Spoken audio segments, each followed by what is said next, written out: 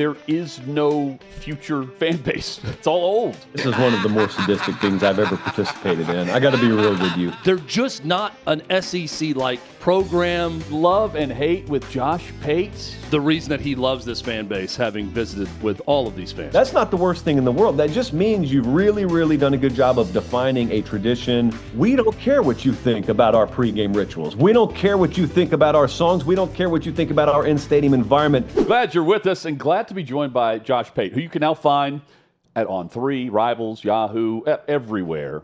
They distribute media, is what we would say for the Josh Pate all college football show.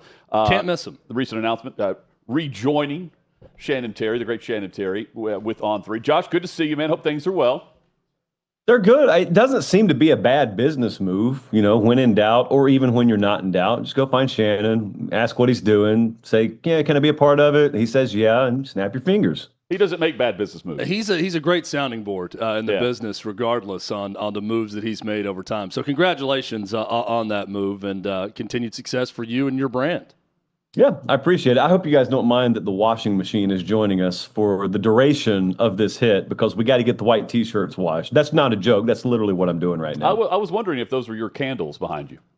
I don't even want to talk about the candles. There's a Luke Bryan customized candle back here, and in no shape, form, or fashion should be there. Yeah, it's perfect, though. I love it.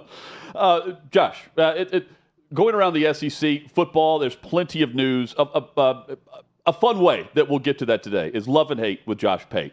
We're going to give you things, the worst of a college football fan base within the Southeastern Conference. You will give us your best, your favorite. Hutton and I being eternally pessimistic, or not pessimistic, cynical about things at times, we can give you what we don't like about a program or a fan base. And then Mr. Positivity, Josh Pate, can give us He's got us. The reason that he loves this fan base, having visited with all of these fans. So, plenty of news today, too. Vanderbilt is where we start. And for me, it's just there is no future fan base. It's all old. I don't see the young fan base, Josh. And Chad, we've been around Nashville our entire lives. The fan base gets older, not younger. So for me, it is, and this was evident in the Netflix documentary, it's the Vanderbilt fan base's fixation on Tennessee. I feel at times like they're more concerned with Tennessee than their own team's success. They don't hate anyone else in the conference. They don't care. Yeah. There's no natural animosity. They're more concerned with how can Tennessee lose today, as opposed to how can Vandy win and become a player in college football. And that bothers me about that fan base. Josh, now we throw Vandy your way. Okay, I mean, here's the problem with both of you. You don't really understand what it's like to walk a mile in a Vandy grad's shoes. And I say grad because there is no fan out there that didn't graduate from Vanderbilt University. So that's what I love. When I run into him at the YMCA, when I run into him at Sprouts, normally don't see him at Publix. So when I run into him at those sorts of establishments, they talk about we with Vanderbilt, and they do mean we, class of 94, class of 78. All of us are worth more than you and your mom and your dad and all of your vehicles and animals put together, and we all have law degrees. So really, we could dominate you intellectually if we wanted to, but we're not. We're just going to ask you who you think is going to win Saturday. And they're not talking about the Vanderbilt game. They're normally talking about Tennessee versus South Carolina.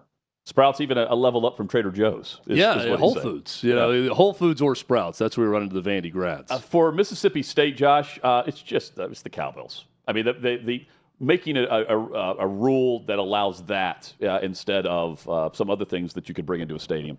Chad, that annoys the crap. I feel like Josh on this one because I don't have a lot of negative to say about the Mississippi State fan base because my heart always tends to go to, like, if you're accused of being a tea sipper, like if you're the fan base accusing the in-state rival of that, I tend to lean towards my rural upbringing. I lean towards the Virginia Tech over Virginia or the Texas A&M over Texas. We'll get into that. This is the Starkville or the Mississippi State over Ole Miss. But Hutton, yes, artificial noisemakers at games is the one thing that really pisses me off about Mississippi State. Josh? I could take either side of this debate, but I do love that there's the sophistication there to coordinate the attack, the cowbell attack.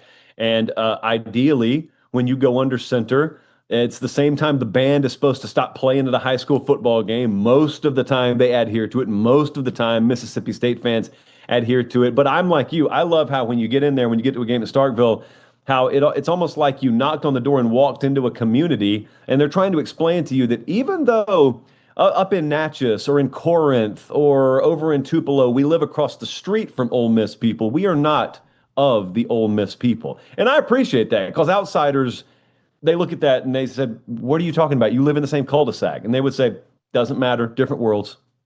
Missouri, I mean, to me, any game I watch that's played at their home state, I see the Rocks and I think, this belongs in the Conference USA. And when you're talking about like the pebble landscape, in the end zone, I'm thinking like this is Middle Tennessee should be playing. That's really good. When you don't have stands in the end zone, that's always a strike against you. Hutton, that goes into what I'm thinking. They're just not an SEC like program or state within this conference. And every other edition, going back to '92 with South Carolina and Arkansas and A&M and Texas and Oklahoma, they're all SEC-like to me. When they jumped in, I'm thinking that makes sense with that fan base and that area. Columbia, Missouri, I've driven through many times on the way to Nebraska. There's nothing SEC about the Missouri Tigers. Man, so we've got flyover states, and now we got a drive-through school in the SEC. That's sad. I go back to the Rocks. I'm like you guys. I listen to folks talk about Neyland or Jordan-Hare or any of these places where you're sitting on metal bleachers and how tough it is. The OU Texas game. Oh, we need to get more luxury areas. Everyone's tired of sitting on bleachers. And I turn on a Missouri game, normally at noon, and I see people are sitting on rocks. And can you imagine how uncomfortable that is? Now, the trade-off is it feels like every Missouri fan is under 25 years old. Like they're doing. Yeah. It's the antithesis of the Vandy game. I can't wait for them to play a neutral site affair one day. But I agree with you. The aesthetic, the vibe is not that of SEC. I think there's always room for one of those, and they embrace it. They don't try to pretend like there's something they're not. On Missouri, do you think Eli Drinkwitz is one more solid to good to great season away from coaching somewhere else? In a normal world, yes. I don't think Drink views the world through normal lenses. I think he looks, I'm not saying Florida's coming open. I'm saying this time last year, there was hot seat talk, right? And then in the season, there was hot seat talk with Nate. I think Eli Drinkwitz would look at that, and while the rest of the world would say it's a no-brainer, he would say, convince me why Florida is a definitive step up. And it's not just, oh man, the Gator brand and all this. He would want to know, like in the weeds, give me the things that are present there to accomplish what they expect that I need. Because if it's not a definitive 3-rung climb up the ladder, I'm staying right where I am because, by the way, I'm happy here. Like I'm doing fine here. There's not a fire under me. I don't need to leave. Chad, for Kentucky, we've been discussing football. Kentucky's a basketball school. Mm-hmm. Football is a temporary hobby while basketball gets better at Kentucky. That's just what it was. And that annoys me when I see a Kentucky fan all of a sudden say, we're a football program. Yeah, there's Rupp Arena, and it strikes the name of a legendary coaching figure, and then it's, Kroger Field loud. Hold on. You telling me General Kroger wasn't like a Confederate war hero back in the day? You're telling me that's not a real person? It's just a corporate name? I don't think that they're building monuments and statues to the CEO of Kroger, the Kroger brand. Okay, Roger. That to me, Josh, sums up the whole ethos of Kentucky football, is that they play their home games at Kroger Field. And I'm thinking, okay, yeah, that much like the Rocks at Missouri, that tracks for that program. I know why I'm here. I know what my job is. Mm-hmm. I got nothing for you on Kentucky. I got absolutely nothing. Finally. Can we move on? Finally. You want to talk Calzada? Yes, we can move on. Yeah. Arkansas, Woo Pig Sooie is only cool if you're winning. If I'm in a stadium and I'm getting my ass kicked, I'm not joining in even if I'm an Arkansas fan on that. After a field goal or after a touchdown late in the fourth quarter, I can't feel like that's worthy of my emotion. That's well said. And Josh, I hate to be the guy that squashes dreams for people, and I don't want to limit someone's potential or what they feel like they could be.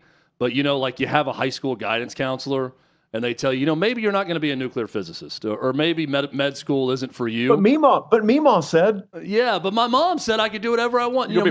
Maybe you're not going to be president one day. The world needs ditch diggers too, right? Like that whole thing from your high school guidance counselor. That's the talk I want to have with Arkansas fans.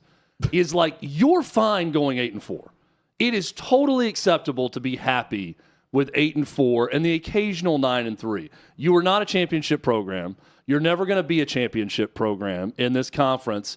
Lower your goals. I want to be the high school guidance counselor for Razorback fans everywhere and tell them, lower your expectations. Learn a trade. Yes. I mean, this is one of the more sadistic things I've ever participated in. I got to be real with you. Good. You are telling Walmart ownership, you're telling Tyson chicken ownership, you're hopping into a JB Hunt tractor trailer and telling them you are a second-class citizen. And they're going to look at you and probably take you to court and end up owning everything that you possess. I appreciate that these people, when they're given an opportunity, will create a spectacle. Now, the last time it happened up there was when Texas came there, I think Sark's first year. And I think the country was shocked. They turned on the game and they realized why they used to call it Vietnam. And they don't have any reason to be excited right now, which is the problem. But like you get some of Jordan Wright's barbecue up there. Wright's barbecue, just phenomenally woven into the fabric of Arkansas football, by the way. You get those people hopped up on that and reasonable expectation, and they create a really, really memorable experience, which is the only time I would have been up there. Also, I think XNA, the airport up there is one of the most underrated airports in the entire footprint of the SEC because no one knows it exists. And you can get to a lot of places out of there. That's a great I point. will give Arkansas credit for this. They don't play at Walmart Field. So they didn't don't. Kentucky it up, and they didn't sell out Nor so much. is it Great Value Field. Right. It's not Tyson's Chicken Not Arena. Sam's Club. You know, they don't play there either. So Right. I will give them full marks for that one.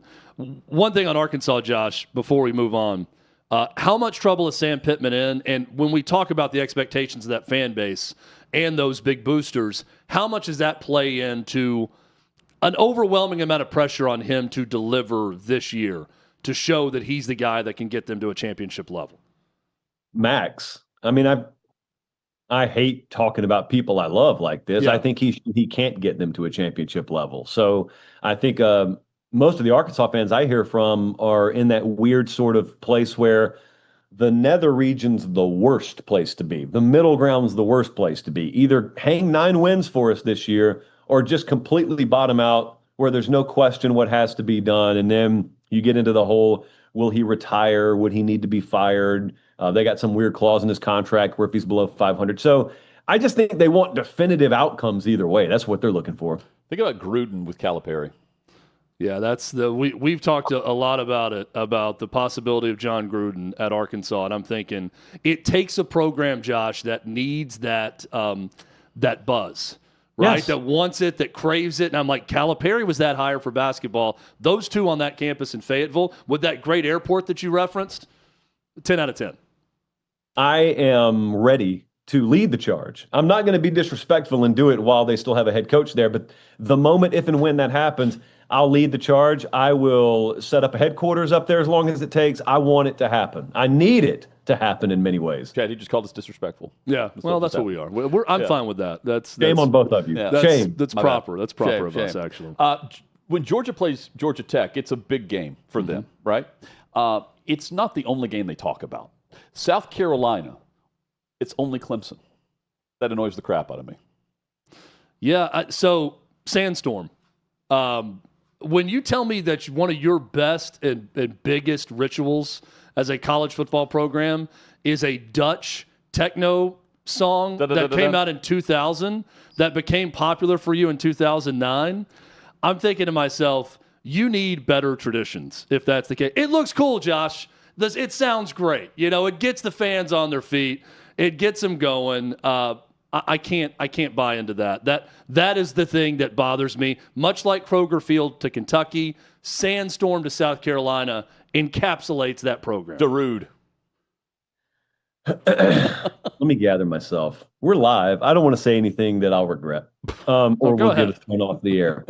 Listen, I don't care how it started. I don't care where it started. South Carolina owns that song now. So wherever it came from, whatever the country of origin is, Sandstorm is rooted now in Columbia, South Carolina at Williams-Brice Stadium. And here's what I appreciate about them. I'm going to speak for Gamecock Nation now. I'm going to hop on the cockaboose. It's not even Cocktober. And I want to tell you, we don't care what you think about our pregame rituals. We don't care what you think about our songs. We don't care what you think about our in-stadium environment. I guarantee you can't hear in here on third down, though. I guarantee you that. Even if they put us at noon, I guarantee you can't hear in here. South Carolina is the most underrated home field environment in all of college football. And there is nothing that the young men on either side of me in this 3-box setup on my Zoom screen could tell me to convince me otherwise. The end. There's nothing that says pageantry like a cockaboose that you tailgate on for a game. Hey, by the way, apologies to Finland and all of Scandinavia because it's a Finnish song. I think I said Dutch, but it's by Finnish DJ and record producer Darude. Yeah, Darude. As Hutton mentioned. So he had like the goatee. Shout out to Finland for creating the best thing about South Carolina football. High marks for Finland. Great job. I thought they were only known for hockey. Is it a jerk podcast? Is it a hockey, goatee? Reindeer, and South Carolina traditions. That's what Finland does. Darude was just, I don't know if it's a goatee or not. It's just the strip right from the lip down to the chin, like, the size of an index finger. That was his, like, goatee. like what Fred Durst had for Limp Bizkit back in the day. Yeah. Fred Durst pulled it off with, I'd respect a program more if they took a Limp Bizkit song, an actual American band, and made it their song. That did it all became for the their Nookie. biggest tradition. That's okay. Than Darude. Ole Miss would take Nookie. I think of the Grove more than I think of football at Ole Miss. Yeah, like this isn't even really a knock. I can't think of many bad things about the experience in the Grove or going to an Ole Miss football game, or Oxford, which is a fantastic college town, other than it's not 1955 anymore. Like, you don't have to get all dressed up and dolled up to go to a football game. And when that's your sole thing, I somewhat respect it. Again, I'm kind of digging for things that I don't like about Ole Miss because I like most of it. But you think it's more of a sock hop than a football game? Right. It's more of like, when men would put on their fedoras and suits and just to go out in public, like to go to Sprouts, the way Josh shops at Sprouts, they would put on a full suit to go. That's the way they treat their football. Yeah. Look, I actually am kind of with you guys in theory here. It's not the way I envision myself going to any kind of event. I mean, I'm a recluse, so I don't go to social events anyway. But if I went to a football game, it's not how I picture myself. Here's what I've struggled with. A&M, we haven't gotten to them, but it's the same way.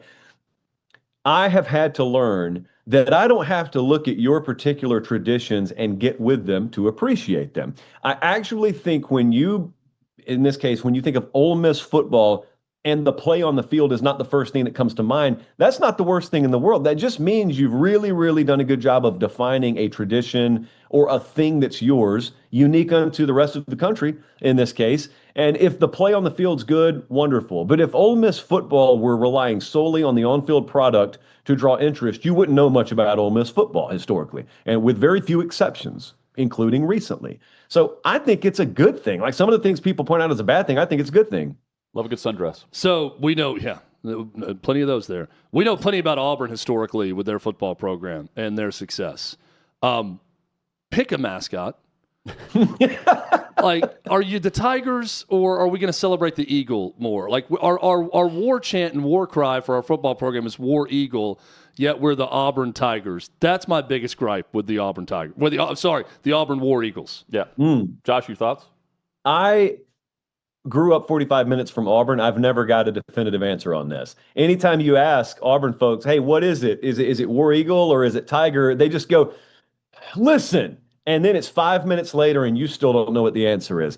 I also don't think that's the worst thing in the world. I do think, along with South Carolina, now this home field environment is a little more dependent on which team's in there, but I don't think I've ever experienced anything like when Bama or Georgia in like up years for Auburn going to Jordan-Hare Stadium. What I love, and this maybe isn't so much the fan base, but when I go there, I'll be down on the field. They'll take those Eagles around after they've done their little flight, and they'll take them around on the field. The first time I ever had an up close and personal experience with a bald eagle was I had my face to the field, and the girl has the little sleeve on her arm, and she's got that eagle. It's massive, massive creature. and it flapped its wings behind me. And I don't know how many people watching this have ever been near a full-grown eagle before, but their wing flaps give off a wake in the air. Wow. Like when a plane were to fly past you. I turned around and that thing was in my face, and I realized that looks a lot different up close than it does when it's just flying down to the 50-yard line to prey on whatever it is they're feeding it, whatever sacrifice is happening there at midfield. So that, and also the Toomer's Corner thing is another thing I've never gotten with personally, but I appreciate it from the outside looking in because no one else does that. 7-foot wingspan. That was a terrifying story because I hate birds to begin with. So hearing about a wake of a flap of wings, that's awful for me. Hey, because of the pressure on Hugh Freeze, what's the Jackson Arnold's looking over his shoulder. How quickly would they go to Deuce Knight? Dude, if they go to Deuce Knight, I really have to feel like the season's gone off the rails. So it would be a while. Well, I think so, but I'm just asking myself, is it a moot point regardless? Like if they do that, that's just a desperation move. That's not Deuce Knight has beat him out. That would be about like when Arnold got benched last year at Oklahoma. It wasn't like Michael Hawkins has shined in practice and it's time for him to save us like Lagway did at Florida, albeit because of injury. So to me, it's a moot point if and when they do go to him. So Texas A&M. There's a time, Josh, where different can certainly be cool. There's also a time where everyone else except for you thinks that something is really weird, and in fact, it's really weird. That's all of their traditions for the most part. All male cheerleading squads, the weird stand-up comedy routine that they give during Midnight Yell. Leapfrog. So many of the Texas A&M traditions, I know that they celebrate it, and it's important to them. It's weird as hell.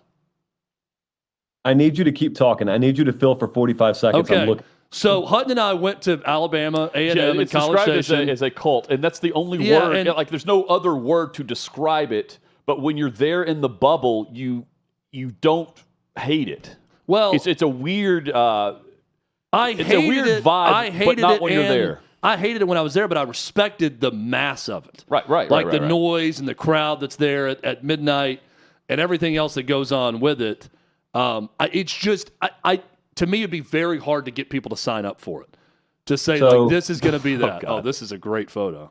So this is the sort of thing that triggers you, huh? Yeah, so you have a problem with me and my... Your milkmen that you're posing with there? My 5 friends here, yes. Look, dude, let's see the photo with you hanging out with them in overalls. you know how sometimes you stumble upon something that goes semi-viral and you're like, I never would have expected that. That was not that moment. I knew what I was doing in that moment. I classify it the same way I would Auburn toilet paper. I classify it the same way I would with the Grove. You say that's different to you. To me, it's no different. And more so than the Yell leaders and Midnight Yell, it's tough to get with. I think their in-stadium, like game day tradition type stuff, like the War Hymn. I don't know how many people have been to an A&M game. If you'll stand down there and you'll look up, it's fully enclosed, so it doesn't matter which way you're looking. To me, that is weird in a good way because it messes with it disorients me. When I look at it, my eyes get disoriented. That's how crazy a spectacle that is.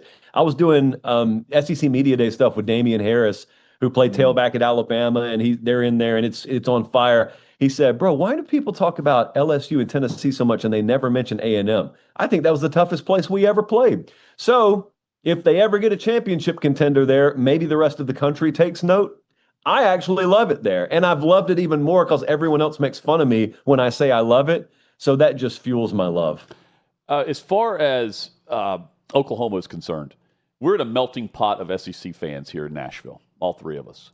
I've yet to come across an Oklahoma fan. Wow. I just don't see, here at 6th and Peabody, game day, I don't see Sooners gear anywhere. I can find any other SEC fan base represented. I don't see OU. For a program, Josh, that is so steeped in tradition and has had so much winning over different periods of time, I can't think of a more mid experience than what I view the Oklahoma game day experience to be. And not just that, but like Norman, Oklahoma, does a kid grow up saying, I want to make it to Norman? That's my end game, is to go to Norman and star for the Oklahoma Sooners. I get the winning percentage. I get the great coaches and players and all that. There's nothing to laugh at with that. But then I look at it and say, how? How did this little town in Oklahoma produce all this, other than storm chaser Josh Pate loving to go to this area for the tornadoes? So I'm not going to tell you to fill. I'm just trying to scroll. Okay. You asked what kid grows up dreaming to go to Norman, Oklahoma. Buddy, you're looking at him. I didn't even know where Oklahoma was on a map hardly. That's a lie. I knew all my state capitals by kindergarten. But I knew that because of the Weather Channel. And I knew I wanted to go to the University of Oklahoma because I knew that while all these other places had these unique thises and that's on their campus, only one of them has the literal National Weather Service headquarters on their campus. So when I went there in the spring, I'm telling Brenton Venables, oh, BV, I can't wait to come and sit down with you for the first time, have you on the speaker series. And all the while, I'm over here side texting saying, hey, to my friends at the SPC, Storms Prediction Centers there, I'm dropping by. Can I please come in? And do you know, not only did they let me in there, not only did they let me into the actual forecasting center, they have actual set pieces from the original Twister, not the one that just came out, although that crew was touring there. The original Dorothy, some of the original set pieces. And I just sat there. I told the folks who were with me, can you just give me 5 minutes? I needed to just sit there alone. And so you will never besmirch the good name of Norman, Oklahoma, and the University of Oklahoma while I'm around. I will not allow it. Funny enough, that's exactly how DeMarco Murray left Las Vegas at Bishop Gorman to end up. Yeah, that's true. Yes. And I'm a huge Bill Paxton guy, so I'll never besmirch his name in the original Twister movie. So that's a pretty cool story there. Florida Gators. Here's my issue. They are the definition of new money in the SEC. They were not a relevant program until Steve Spurrier started winning in the 90s. They've been very good since that time. They've had a few dips, couple dips with a couple coaches, but for the most part, they have been a dominant program from that time forward. What I don't like about the Florida fan base is they want to pretend that they are old money when they are in fact new money. And this is sort of like the Arkansas thing. I feel like they've lost a grip on who they actually are, and that bothers me about their fan base. Josh? I just don't know how you can look at this photo and think anything other than these are salt of the earth people. You said new money. Billy Napier's down there saying scared money don't make money. Here's what I love, that last year they're ready to run him out of town on a rail, and then he, probably because you just can't fire coaches anymore, they stick with him, and now they pull the nose up, and Florida fans are totally shamelessly like, yeah, he's our guy. Why would you ever have thought he wasn't our guy? And there's like no self-awareness, and it's great, and like they're in on the joke. That's been my entire experience with Florida fans over the past 8 months, is they just, you point it out, you call out the hypocrisy, and they're, whomst amongst us, right? So that's a great point, too, about the reaction to Napier. I got to give Hutton credit for this. Hutton has referred to Gainesville as the Murfreesboro of the state of Florida. As a college town. It reminds me of Murfreesboro. Knowing full well that Ocala exists. That's insane. I completely agree. Like, I can't imagine wanting to live in Florida and not live on the beach or close to the beach. And Gainesville, Florida is, this is not an overstatement, one of the worst, not just SEC towns I've visited, college towns in America that I've seen is Gainesville, Florida. So the beach principle there does make sense. Like if I'm living in Florida, I'm going to live on a beach. Of course. Can we also acknowledge the whole city of Orlando exists? Yeah, and sure. People who live in Orlando, they say, I don't even go to Disney. So like the only reason that you would go to Orlando and not the beach is for Disney, if you're an outsider. The Orlandans, I think, say, yeah, I'm happy to live in Florida, an hour and a half from the beach either way. Oh, by the way, I never go to Disney because I live here. And I'm like, why Orlando? I've never gotten Orlando. So the moment Gainesville builds Disney World, then I'll reconsider my ranking of where they are in a college town. But until then, not going to happen. LSU, Josh, their food is good. It's not the greatest on the planet. And they treat their culinary scene with LSU fans and their tailgate like it's the greatest thing ever. When I could go to a number of places and eat some really good barbecue, that's much better than Cajun food to me. And that's my issue with LSU. And their defense of Brian Kelly's Southern accent, as if it just didn't happen. The faux Southern accent? Yeah, right. As Family. As if it just didn't happen. Get out of here with that. So about the culinary scene, I'm placing an Uber Eats breakfast order as we speak. Nice. So as for the culinary scene, I've got to disagree with you, but I think I'm disagreeing with you because I go into it with different expectations. I expect tailgate cuisine. So the times I go down there now, it's great because you can walk through. Like I'm not wearing rival colors. I'm not wearing LSU colors. I'm probably just wearing what I'm wearing right now. But enough of them will recognize you to where you get invited to as many tailgates as you want. Like you just walk through there and you get as much free food as you want. So you kind of get to sample it, as opposed to the normal experience would be go to one tailgate. So I think I may be coming at it from a little bit of an unfair angle. But if you go through the parking lots and the tailgate scene outside Tiger Stadium and you get your choice of which tailgate you want to go to, there's no better tailgate cuisine in America than LSU. And that's what I get to experience. So I can't get with you on that one. Maybe you just went to the wrong tailgate. I don't know. What's your confidence? Again, it's good. It's kind of like my Ole Miss, tell you. Like, it's good. It's just not as great as they think that it is. Josh, briefly, what's your confidence level like on LSU being ready to play week one, unlike past years? Moderate. I am not diving into that. I am very much wait and see. I don't know who I'm going to pick to win that game yet. I hope, I'm not supposed to have a rooting interest on it. I selfishly hope they can get it done because I'd love to see them make a run with BK. But if it doesn't get off to a hot start, they got like 5 losable games before Halloween. So it's not just the Clemson game. In general, they've got to have a hot start. And I know he went to media days and he talked about how we're prioritizing that and all. It's executing. That's how you prioritize it. You execute.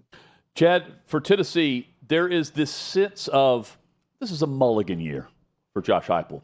I want to hear that in December. We're not going to. No. When you're faced with the adversity, your reaction to it is very different than when you're 5 months away from possible adversity and you're hyping yourself up. I'll say I'm a Tennessee grad, Josh, and I'll say this about my people and us as Tennessee fans as a whole. We're overly sensitive. We have rabbit ears about everything, and we are overly worked up over some of the smallest things, some of the smallest slights that are out there. And I don't know if that's passed down from generation to generation or this came about in sort of the internet Lane Kiffin era, and it spiraled from there. But the Tennessee fan base, and I'm one of them, overly sensitive. You should be. Don't be ashamed of this. Okay. You should be. Okay, you've had yellow pants you've had orange pants on the sideline. You've had trash cans on the sideline. You've been through a lot. You've been through Jeremy Pruitt wearing a face mask when he was only mandated to wear one over his mouth and nose. You've been through a lot. I have said this many times before. I probably said this on this show. I'll say it at least once more.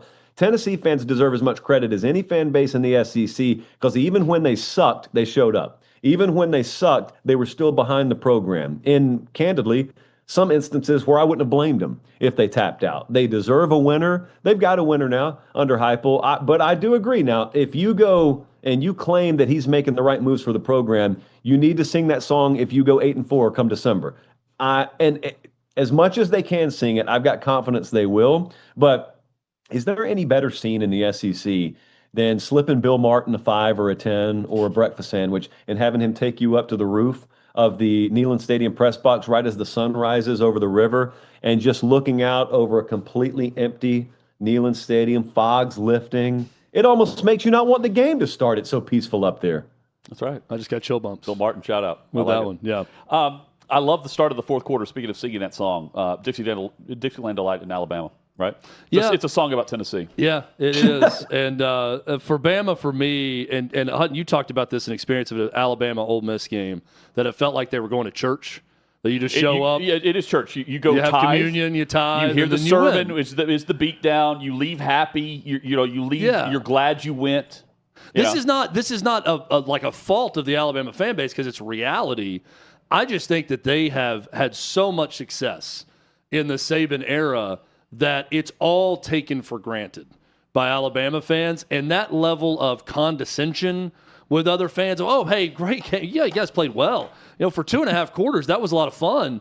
And hey, great job. And that whole thing, that's just going to bother every other fan base. But hey, also, I totally get it.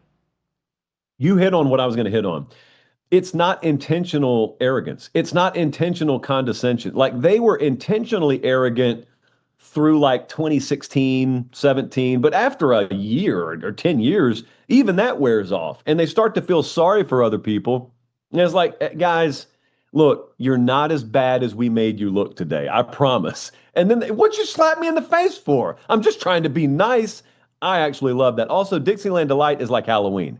My grandma thought Halloween was the devil's holiday. I don't even care how it started. We have, as a society, repurposed Halloween. It's about candy. It's about masks and costumes and fun. Now, Dixieland Delight is about Alabama football now. I don't really care what the lyrics say. It's Alabama football. It's about a Tennessee byway. That's right. Yeah. That eventually runs into Huntsville. No. Oh, hey, Ty Simpson, speaking of Tennessee byway, down to Tuscaloosa, is he ready for this? You mentioned not supposed to root here. I'm rooting for Ty Simpson. Yeah. 3 years, ready to go. He's the quarterback at Alabama. Should have left 2 years ago and transferred somewhere. Didn't. I say should have because everyone would have. I hope he does well. One of the kids I'm most pulling for. I'll just out front root for him. Yeah, I think he's ready. I think he's ready because they're not going to ask him to carry the entire load. They should have a really good wide receiver core. They do. Should have a complementary defense. It's not like Cam Ward or like Jaden Daniels. Hey, I need to score 40 this week because we're going to give up 39. I think from the neck up, he is wired the right way, and he's got good enough physical tools. As a former 5-star kid, it's funny to talk about him like he's just some kid off the playground. I think he'll be ready. I'm going to go watch them scrimmage Saturday. I'm really interested to see what they look like. Cool. So we're down to the final two, Josh. Georgia, I'll make this short and sweet. I think Hutton agrees with me. Adults barking at other fans, just no. Never. Not acceptable. Dumb. Especially kids. Like irritating. Adults barking at kids. Yeah, or anyone. Like an adult coming up and barking to an adult barking at another dog, unacceptable. Much less an adult human barking at other humans. Awful for Georgia. Yeah. I get it. I do understand. Now, I am from Georgia. This is normal for me. So this is like growing up in Alaska and somebody comes to visit you from Tampa and they say, it's freezing up here. And I'm wearing a T-shirt and it's 38 degrees. Adults barking at other adults was just normal. I go to Billy's Supermarket. I go to Billy's Supermarket in Catawba growing up. Guy barks at another guy. That's like, hey, how you doing in St. Louis? So I don't know. I think I'm not qualified to speak on this. It's just normal. I just accept it. At some point, I got to get your notes on Billy's Supermarket versus Sprouts and Whole Foods because I get the differences. Grocery feed, I'm sure, was prominent at Billy's. Grocery feed, absolutely. It's like a Red Foods. Sprouts. Like a Red Foods. Yeah. Finally, Texas. I got to be honest. I got no notes for Texas. They haven't been in the conference long enough. I get it when people end up going to Texas. Austin seems really cool. The food seems great. Matthew McConaughey, who I love, is Minister on the sidelines. I got no notes on Texas, Hutton. I've got no real beef with the Longhorns right now. Are they still as sensitive with the horns down, Josh? Oh, that's a good one. Oh, yeah. Well, then that's my beef. Yeah. I saw Vince Young fight Donnie Nicky over this once at a Titans practice over a horns down. Texas, Ohio State. Well, that he was the fought first someone matchup. when he was all hopped up on tequila, too, in Nashville, right? Or somewhere, where someone did it in a group and he went That's off, true. off Over on a horns down gesture. I mean, I'm going to tell you the most ridiculous thing I've ever heard in my life. I can't go the whole way with this story because it would be very inappropriate and whatnot. I am telling you, I once heard a Texas buddy of mine who graduated from University of Texas, Austin, explain to another friend of mine that in their world, horns down is every bit as inappropriate as, shall I say, certain other words are in the English vernacular. I think you know where I'm going with that. I looked at that and I said, you are not a serious person. And he was like, what, bro? I'm serious. So yes, they are very sensitive about it. Also, it's the classic, this is what I love about Texas. It's the classic Globo Gym model of we're better than you, but we know it. And we don't care if you know that we know it. And deal with it. At least you're honest. Love the dodgeball reference, too. Absolutely. Globo Gym. I can't wait for the art. We have a Manning in the SEC. Read about it in a book, yes. We have a Manning in the SEC again. Yep. That's why I like Texas. Josh. That was terrific, Josh. Love and hate with Josh Pate. It's terrific exercise. Thank you for setting us straight. Yeah, thank you for the bonus time. Love. Enjoy your Uber Eats breakfast. Yeah. Sun and Fork. Yeah, Sun and Fork. Breakfast bowl, wonderful. Should be here in 4 minutes. So nice and dewy sausage a few raw omelets. raw talking about our LSU experience. Eggs, yeah, it's going to be great. Thank you, Josh. Hey, man, congrats on the On3 partnership there, too. Thank you. I appreciate it, guys. There he is, Josh Pate, the great Josh Pate, Pate State, the Josh Pate College Football Show. That was awesome. We said it all. I feel like we solved every SEC program in that segment. Yeah. That was great.